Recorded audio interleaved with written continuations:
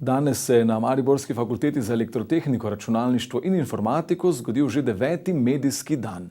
Dogodek organizirajo študenti medijskih komunikacij, ki želijo pokazati svoje ideje, ustvarjalnost in raznolikost na področju medijev.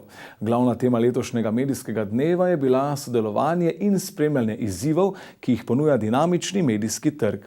V zadnjem obdobju so problematični predvsem tajkunski prevzemi medijev, kot sta Večer in Dnevnik. Poleg privatnega lastništva je problematično tudi trženje oglasnega prostora, pri čemer se lahko danes že vprašamo, kaj časopis oziroma medij sploh je. Ali so to oglasi, okoli katerih je tekst, ali so to teksti, okoli katerih so oglasi.